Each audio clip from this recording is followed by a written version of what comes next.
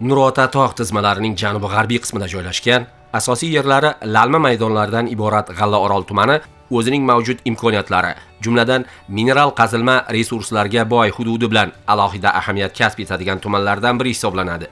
Shu vaqtga qadar asosan lalma dehqonchilik G'allaorol iqtisodiyotida agrar sohaning yetakchi tarmog'i sifatida qarab kelingan. Biroq yillar o'tib, bu qarash, bu yondashuv tamomila o'zgardi. Prezidentimiz boshlab bergan va bugun izchillik bilan davom ettirilayotgan yangi O'zbekistonning taraqqiyot tamoyillari tatbiqi G'allaorol tumanida ham o'z ifodasini topyapti. Hududga sanoat kirib keldi, yangi quvvatlar ishga tushdi, aholi uchun ko'plab ish o'rinlari yaratildi. Markazdan tortib olis qishloq va mahallalarda ham yangi ijtimoiy soha obyektlari bunyod bo'ldi.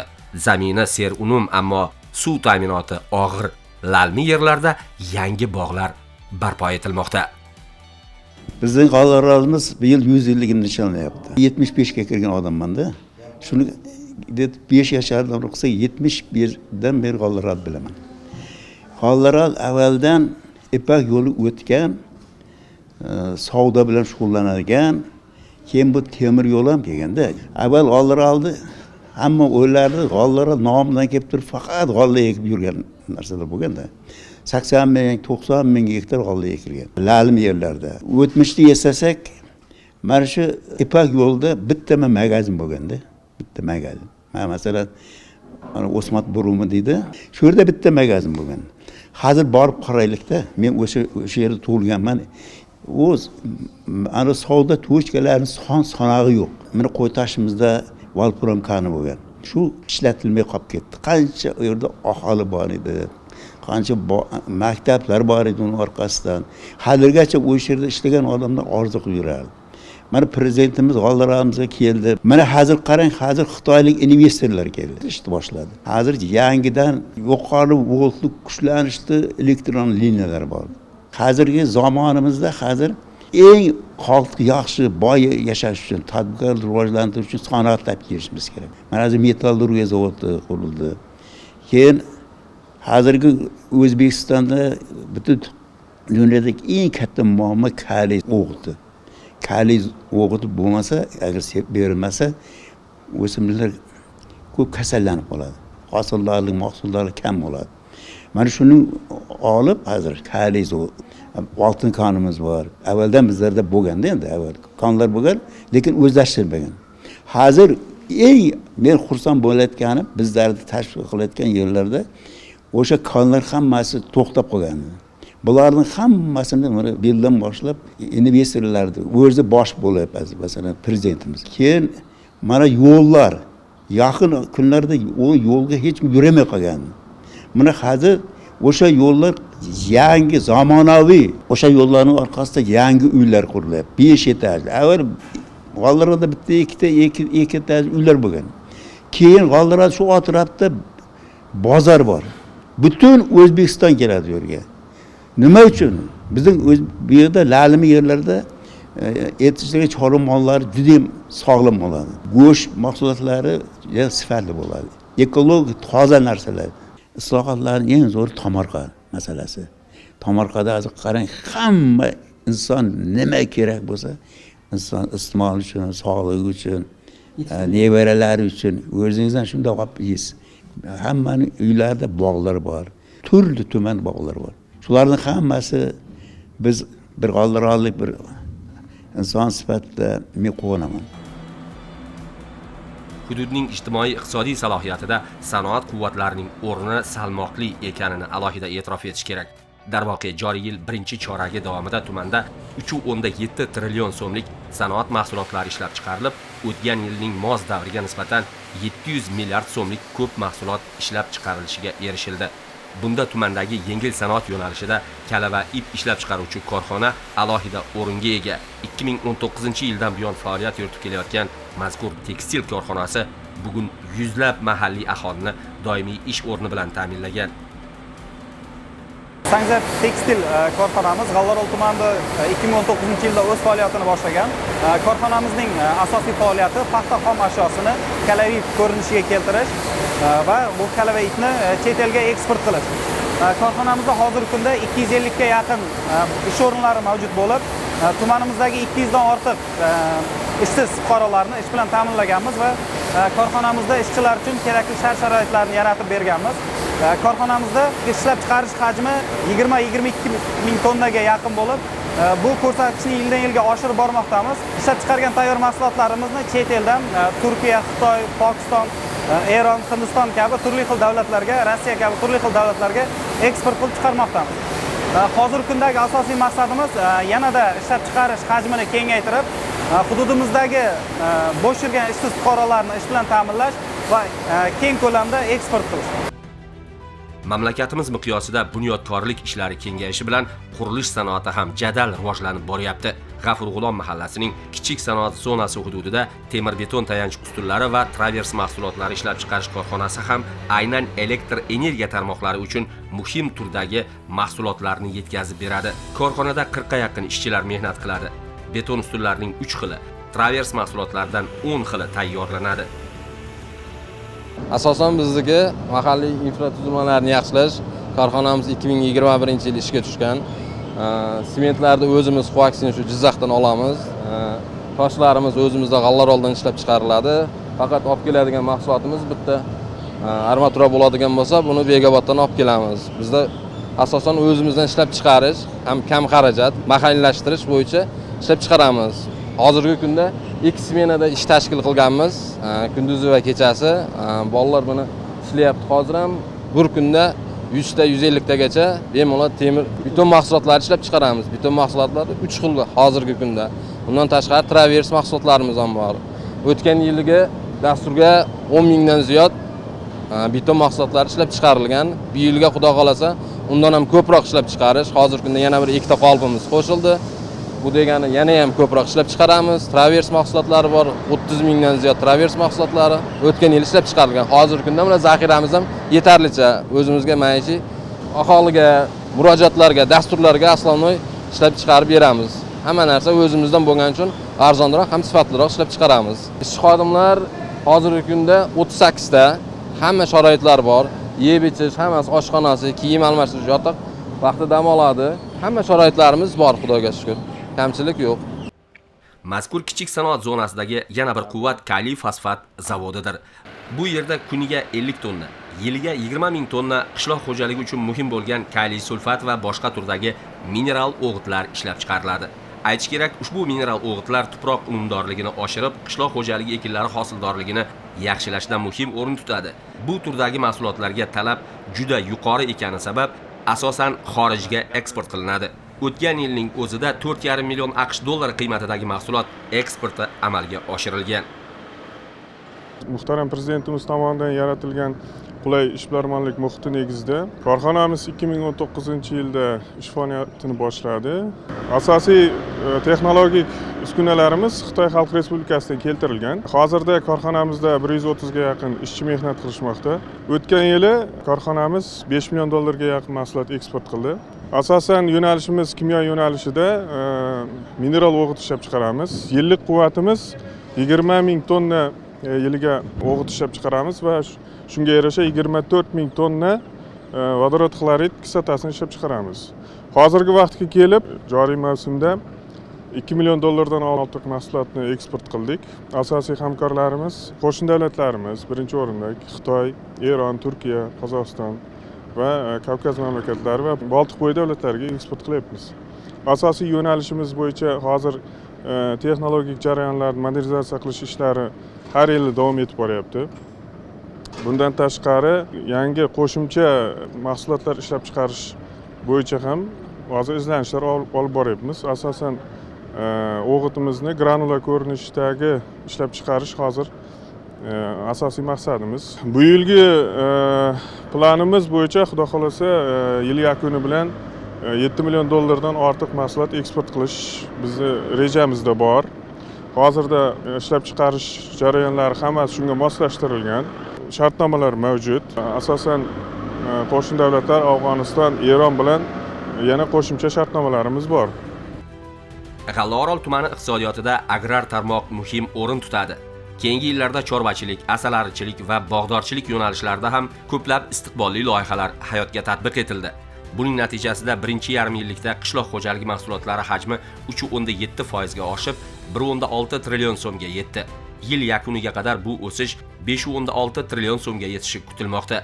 Buning natijasida birinchi yarim yillikda qishloq xo'jaligi mahsulotlari hajmi 3.7% ga oshishi kutilmoqda. Yil yakuniga qadar esa bu o'sish 5.6 trillion so'mga yetishi kutilmoqda. Buning uchun yil yakunigacha qiymati 292 milliard so'mlikdan ziyod 11 ta loyiha ishga tushiriladi va buning hisobiga 100 tadan ziyod doimiy ish o'rni yaratiladi.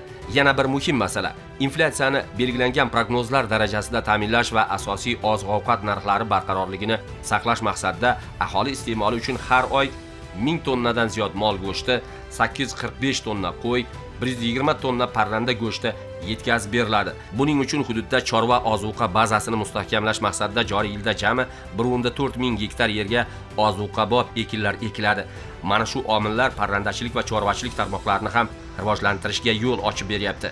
Jumladan G'obdin mahalla fuqarolar yig'inida yangi tashkil etilgan chorvachilik xo'jaligida bugun bo'rdoqchilik yo'nalishida chetdan keltirilgan Shved, Goldstein, Grenford zotli 120 bosh naslli chorva boqilmoqda.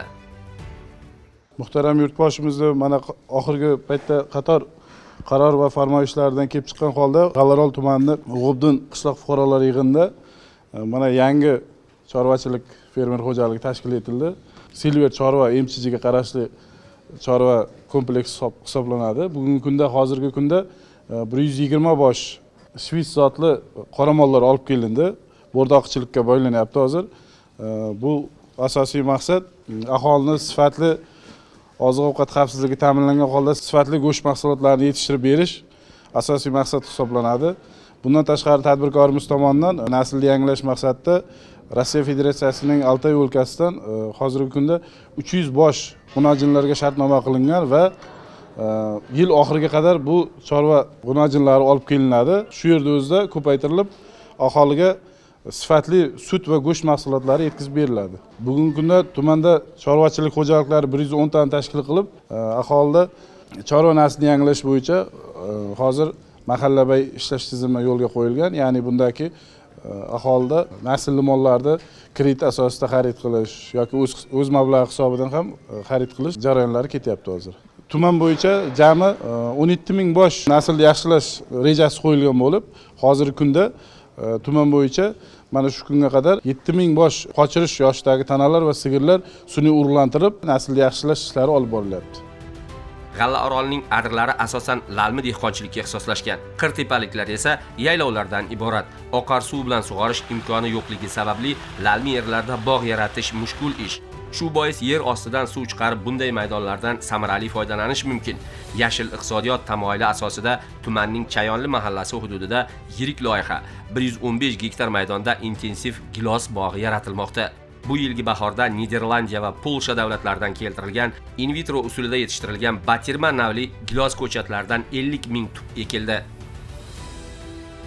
Bu yillar 2 yildan beri qarovsiz, ekilmay, hech narsa tashlanliq bo'lib yotgan yaylov yerlarga 3 ta quduq qazib 5 kilometrdan elektr energiya tortib kelib, bu yerga 12 ming kub suv sig'im ketadigan hovuz qurilib 100% tomchilatish sxemasida sug'oriladi. Bu hozir ko'rib turgan joylaringiz bu namlikda ishlash uchun to'liq tozalab tayyorlanmaydi. Bu o't asosan namlikda ishlab turadi. Shuning uchun to'liq tozalab tashlanmaydi o't. Lalmi yer bo'lganligi sababli bu ko'chatimizga effekt rivojlanishi, namni saqlab turishiga juda katta foydasi bor. Gilos ko'chatlarimizni ekkanimizga mana 1,5 oy bo'ldi. Rivojlanishlari yaxshi. Ushbu yerga umumiy joyimiz loyihamizdagi ko'rsatilgan ko'chatlarimizning hozir 50 gektar yeriga 50 ming tup ko'chat ekilgan. Bu 4 ga 2,5 sxemada ekilgan ko'chat. Hamma joyi tomchilatib sug'orish sistemasi qilingan. Bu ko'chatlarimiz xudo xolasa 3 yilda hosilga kiradi. Hosilga kirgandan keyin biz rejamizda ko'rsatilgan 1000 tonna gilos olish rejasi bor. Ikkinchi etap mana kuzda qolgan maydonlarga 100% ekib tugatiladi. Ishchilar uchun zamonaviy talabga javob beradigan yotoqxona, oshxona, dam olish xonalari, uyga dush, hamma yuvinish, kiyinish xonalari hammasi qurib bitilgan. O'zimizda Bembu Holding qayta ishlab chiqish zavodimiz bor. Shu holatda muzlatilib eksport qilinadi. 100% bu gilozlarimiz eksport qilinadi. Kasalliklarga qarshi, dorilashga qarshi agronomlarimiz bor, mutaxassislarimiz bor. Hammasi har kuni rivojlanishini, o'sish jarayonini, boshqa bir hasharotlarni dorilab, o'z vaqtida parvarish qilib turibdi. Ushbu tashabbus ortidan 50 nafar mahalliy aholi doimiy ish o'rniga ega bo'ldi. Ahamiyatlisi kelgusida bog' to'la 115 gektarga yetganda hosilga kirgach yana 800 ta mavsumiy ish o'rni ham paydo bo'ladi. Bu yerda ishchi xizmatchilar uchun barcha sharoitlar yaratilgan. Bu yerlar lalimi yerlar edi. Prezidentimizga rahmat, tadbirkorlarga shunchalik kattalik imkoniyatlar berdi. Mana shu bo'sh yotgan lalimi yerlardan hozir bizlar 50 nafar ishchi qishloq aholisi, yigitlari, o'g'il-qizlari ishlayapmiz. Bu yerlar kelajakda katta bog' bo'ladi. Mahsulotlarimiz xudo xolasa jahon bozorlariga eksport qilinadi. Maoshlarimiz, ish haqlarimiz vaqtida berilyapti. Yotoqxona, issiq ovqat, 3 mahal hamma narsani ta'minlangan. Asosiy ishlar vazifasi mana shu ko'chatlarni parvarish qilish, sug'orish, kapelnisalarni nazorat qilish. Albatta, mana shu kabi loyihalar G'allaorol tumanining eksport salohiyatini oshirishga, aholi ishli bo'lib daromad topishiga imkoniyat yaratadi. Aytish kerak, xalqaro ahamiyatga ega magistral yo'l o'tgan G'allaorolda bugun savdo va xizmat ko'rsatish yo'nalishlari ham jadal rivojlanmoqda. Qo'shimcha ravishda hududlarda tun kun ishlaydigan gavjum ko'chalar tashkil etish bo'yicha tuman markazidagi Mustaqillik ko'chasida qiymati 3,5 milliard so'mlik loyiha borasida ish jadal davom ettirilmoqda. Rejaga ko'ra 20 ta xizmat ko'rsatish loyihasi ishga tushirilib, 10 ta tadbirkorlik subyekti faoliyatini kengaytirish hisobiga 30 ta yangi ish o'rni tashkil etish belgilangan. Sohil, daryo, kanal, ko'l bo'ylarida xizmatlarni rivojlantirish bo'yicha qiymati 4.6 milliard so'mlik 7 ta xizmat ko'rsatish shoxobchasi ham tashkil etiladi. Yo'l bo'ylarida xizmat sohasini rivojlantirish bo'yicha 3 ta umumiy 4.2 milliard so'mlik infratuzilma loyihasi ishga tushirilishi natijasida 50 ta yangi xizmat ko'rsatish shoxobchasi tashkil bo'ladi. Umuman aytganda, joriy yilning 24-aprel kuni prezidentimiz raisligida birinchi chorak ko'rsatkichlarini tarmoq va hududlar kesimida tanqidiy tahlil qilish va joriy yil oxirigacha qilinadigan ishlar muhokamasiga bag'ishlangan video selektor yig'ilishida belgilangan vazifalar doirasida G'allaorol tumanida ham izchil chora-tadbirlar belgilab olingan. Hurmatli prezidentimizning raisligida bo'lib o'tgan video selektor yig'ilishida joriy yilning birinchi chorak yakunlari bo'yicha tumanimiz sanoat mahsulotlarini ishlab chiqarish program rejasini bajarmaganligi qayd qilib o'tildi. Biz ushbu holatni chuqur tahlil qilib, o'zimizda bor mavjud zaxira imkoniyatlardan to'liq foydalangan holda qo'shimcha chora-tadbirlarni belgilab oldik. Jumladan, noyabr oyigacha Qo'ytosh hududida xitoylik investorlar tomonidan Wolfram qazib olish korxonasi ishga tushirilishi, buning uchun tadbirkorlar tomonidan 20 million dollar investitsiya kiritilishi va yakuni bo'yicha 1000 tonna har oyda Wolfram qazib olish ishlari tashkil etiladi. Buning natijasida katta miqdorda yana qo'shimcha sanoat mahsulotlari ishlab chiqariladi va yangi 55 ta ish o'rinlari yaratiladi. Bundan tashqari yana qo'shimcha xitoylik investorlar tomonidan Xonimqo'rg'on mahallasida zamonaviy pishgan g'ish ishlab chiqaruvchi korxona ishga tushadi. Bu korxonaning ham hisobidan qariyb 50 ta ish o'rinlari yaratiladi. Qo'shimcha bizga sanoat mahsulotlari ishlab chiqarishi amalga oshiriladi. Bundan tashqari tumanimizda 10 dan ortiq katta-kichik sanoat korxonalari ham ishga tushirilib, buning natijasida 1 trillion 300 milliard so'mlik sanoat mahsulotlari ishlab chiqarilishi belgilangan. Umuman olganda yil yakuni bo'yicha tumanimiz bo'yicha 15 trillion so'mlik sanoat mahsulotlari ishlab chiqariladi va biz belgilangan rejamizni 111.2% ga qat'iyan bajaramiz. Bundan tashqari yig'ilishda inflyatsiyani doimiy ravishda 7% dan oshirmaslik bo'yicha ham alohida topshiriq olganmiz. Shu maqsadda biz bozorlarda narx-navoni oshib ketmasligi maqsadida qishloq xo'jalik mahsulotlaridan kartoshka, sabzi, piyoz mahsulotlarini ko'proq ekib yetishtirish, bundan tashqari go'sht, parranda go'shti, tuxum mahsulotlarini bozorda barqaror narx-navosini ushlab qolish borasida ham qo'shimcha chora-tadbirlarni amalga oshiryapmiz. Buning uchun biz tumanimizga ham chetdan, jumladan Rossiyadan zotli chorva mollarni olib kelyapmiz. Bundan tashqari tumanimizda ikkita parrandachilik kompleksi, shulardan birisi bugun bitkazildi, topshirish arafasida va yil yakunigacha yana 4 ta parrandachilik kompleksi ishga tushadi. Bu ham o'sha parrandachilik mahsulotlarini ishlab chiqarish yo'nalish bo'yicha ham albatta keskin o'zgarishlarga erishamiz degan umiddaman. Bizning oldimizga hurmatli prezidentimiz tomonidan qo'yilgan barcha vazifalar tumanimizda so'zsiz ijrosini topadi. Belgilangan mana shu istiqbolli loyihalar hudud iqtisodiyotini rivojlantirishga, odamlar turmush tarzini yanada farovon bo'lishini ta'minlashga xizmat qiladi. G'allaorolda esa bu borada hali ishga solinmagan imkoniyatlar ko'p, salohiyat katta. Ko'proq izlanish, investitsiyalarni jalb etish, mahalliy tadbirkorlarni qo'llab-quvvatlash mas'ullar oldida turgan muhim vazifa. Mana shu orqali belgilab olingan yuksak marralarga erishiladi, xalqning roziligi ta'min bo'ladi.